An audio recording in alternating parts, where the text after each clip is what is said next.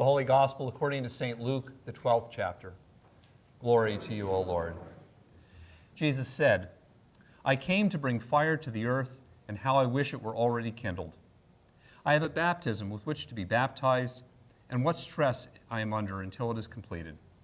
Do you think that I have come to bring peace to the earth? No, I tell you, but rather division. From now on, 5 in one household will be divided, 3 against 2 and 2 against 3. They will be divided, father against son, and son against father, mother against daughter, and daughter against mother, mother-in-law against her daughter-in-law, and daughter-in-law against mother-in-law. He also said to the crowds, when you see a cloud rising in the west, you immediately say, it is going to rain, and so it happens. And when you see the south wind blowing, you say, there will be scorching heat, and it happens. You hypocrites, you know how to interpret the appearance of earth and sky, but why do you not know how to interpret the present time? The Gospel of the Lord. So today, Jesus comes along in our Gospel reading, and he says, do you think that I have come to bring peace on earth? No, I tell you, but rather division. And my first reaction is to respond, gee, thanks, Jesus, but I don't need any more help with division in my life. And yes, I do think that you have come to bring peace on earth, because after all, that's what the angels announced back about 10 chapters ago when you were born. Peace on earth, right? I would like to see some peace on earth. And whenever I come to a passage like this in the Bible, I think, you know, I really don't need any of this right now. Maybe you feel the same way. And truthfully, I would like to edit out most of today's gospel reading. In fact, one of the commentaries I've read on this passage said that today's reading probably falls among the top 10 sayings of Jesus that almost everybody would like to avoid and edit out. All this stuff about stress, division, inter-family fights, we don't need any more of that. But with or without today's sayings of Jesus, there is always a temptation to edit Jesus in our lives in such a way that Jesus doesn't cause us any stress or division. And really, we do this all the time. I know I do this. We edit Jesus by doing the things Jesus calls us to do that we would probably do anyway. After all, if people ask me, hey, would you like to buy some food and help people who are hungry in our community? Sure, I'll do that. That's one of the things Jesus calls me to do. Pray for people in our congregation who are sick or suffering? Sure, I don't need Jesus to, I would do that anyway. And if I get busy enough with that kind of stuff, then honestly, I don't have time to think about things like praying for my enemies and loving those who persecute me. I don't really want to do those more uncomfortable things. And if I get busy enough focusing only on the things that I like to do, then I don't have to worry about this other stuff. Sometimes we edit Jesus by focusing on ideas and principles that make us think, socially and politically, this is the way I want Jesus to be. So when I read about Jesus sitting on the mount, talking to poor crowds of people who are hurting and in pain and being nice to them, that's the kind of Jesus that I feel like I could identify with, and this is socially the way it should be. Jesus making a whip of cords and driving people out of the temple, that's maybe not the most fun thing to focus on. And sometimes we edit Jesus by dwelling on Jesus' good deeds and resurrection. That's the happy stuff, instead of the suffering and the death.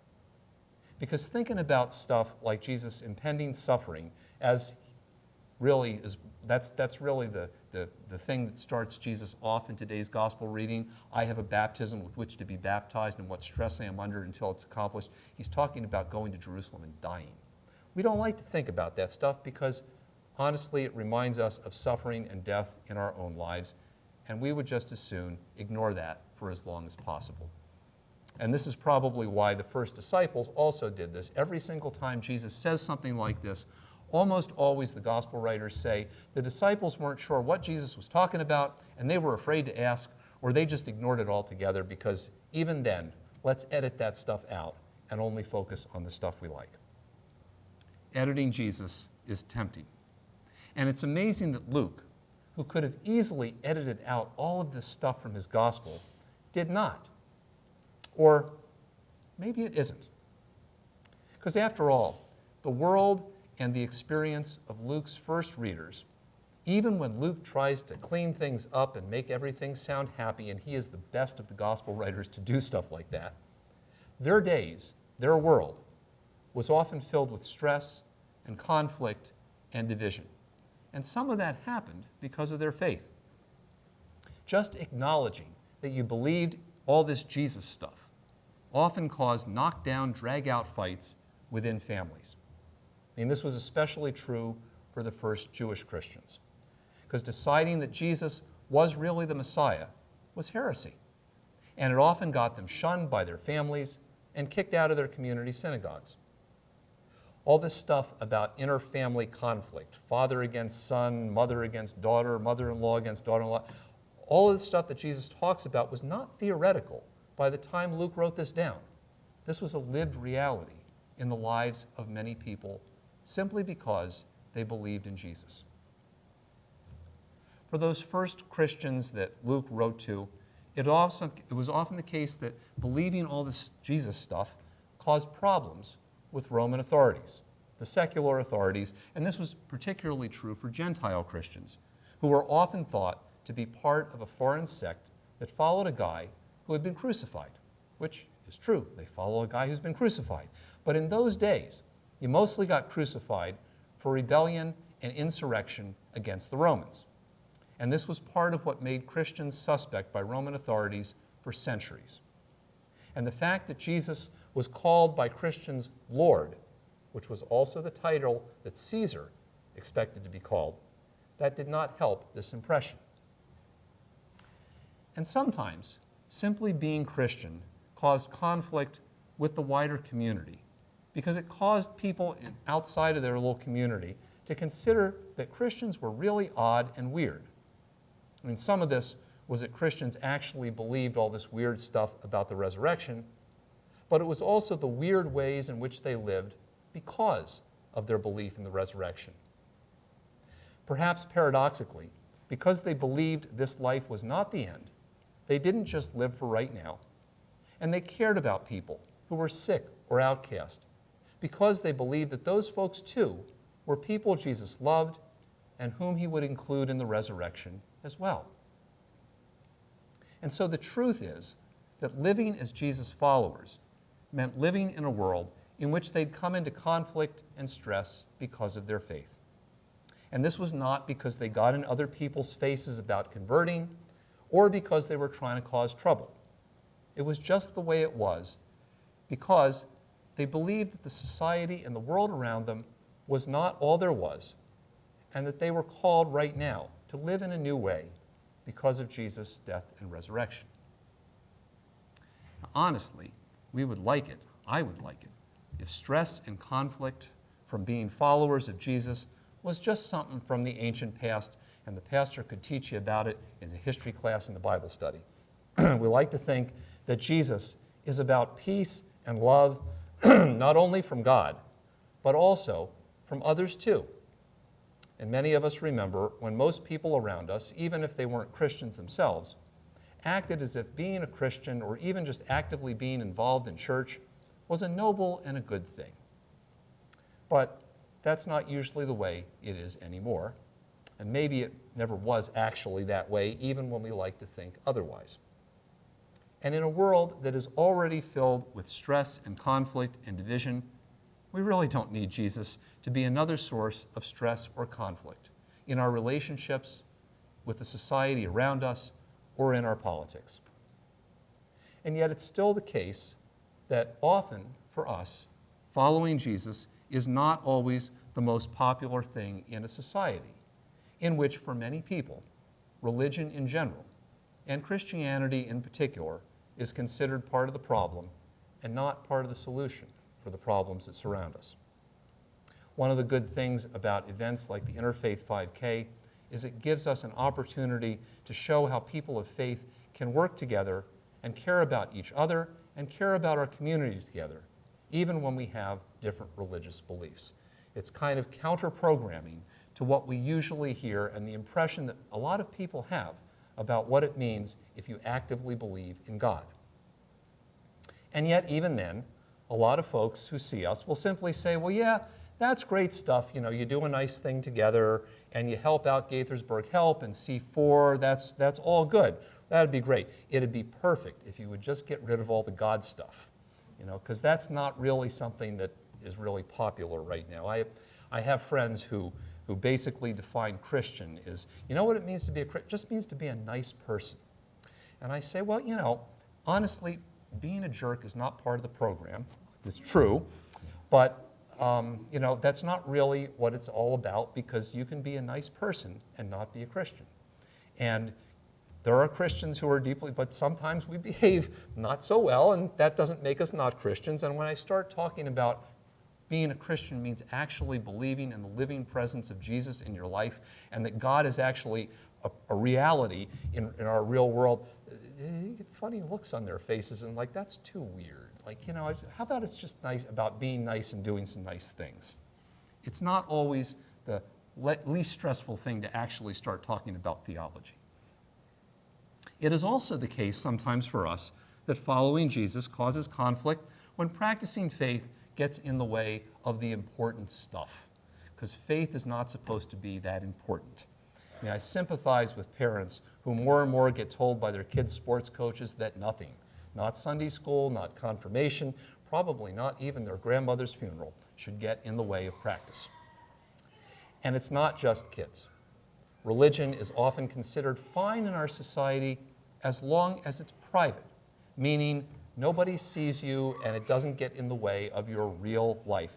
But when it gets in the way of real life, when you actually say, well, like, I'm not going to be available that time because I have a religious thing that I am doing in my faith, people are like, wait, no, that's the last thing. This is more important than that. And you know who actually knows this more is Jews who are strictly observant with the Sabbath, who say, no, I'm just, you know, I'm observing the Sabbath. I don't go to that meeting. I don't go to that event because it's Saturday, so I don't do it. And they get looked at funny also. Like, why? Religion isn't supposed to be part of your real, actual, everyday life. And often, this is what got Christians in trouble from the first century, that their faith actually got into how they were living their actual everyday lives. And sometimes when we do that, we get funny looks also. And sometimes for us too, believing in the Jesus stuff also gets conflict for us because it suggests to other people that our faith in Jesus must identify us with a political movement or party that we do not identify with. And this happens on both the left and the right. If you're part of this denomination, you must believe in this kind of political agenda. If you're part of this denomination, you must believe in this kind of political agenda. And that's not what we're talking about. And it also happens, and I have seen this again a bunch of times on both the left and the right, when somebody who might identify with a particular political movement challenges the orthodoxy of even one particular idea in that political movement because they really don't believe that because of their faith in Jesus, that's the right way to go. And they're just sharing that because of their faith. And all of a sudden, a political heresy trial breaks out. It really raises the question for us, what does it mean if Jesus is Lord instead of politics? Because there are lots of folks in our society now for whom politics is their religion. And if you bring another religion into it, stress and conflict might start. So yeah, I would really like to edit out these words of Jesus, because I would like Jesus to be about peace and love and happiness and not bring about more stress in my life. And even if my faith in Jesus brings about some stress and conflict in my life, I would like not to be reminded of it. After all, I experience plenty already, and you probably do too. But maybe that's the point. Maybe the point is that it's the real unedited Jesus who we really need for our real unedited lives, lives that are already filled with stress and conflict, a real Jesus who can help us with our real lives. Because edited Jesus, who speaks only of peace, would be great if my life was only filled with peace. Edited Jesus, who never causes division, would be great if my life wasn't already filled with stress and division. And edited Jesus, who never asked me to examine my values or my priorities would be great if my world never changed or brought me into contact with different people and experiences. But that is not my world, and it's not yours either. So even though I am inclined to resist the unedited Jesus of today's gospel reading, it's the real unedited Jesus who I really need. And that's because in the end, it's only the Jesus who challenges us on the reality of our failings who can credibly promise us forgiveness. It's only the Jesus who suffers through conflict and walks with us through our divisions who can assure us of ultimate peace. And it's only the Jesus who suffers and dies and rises again who can give us real and certain hope that the conflict and the division and the stress of our lives will not have the final word.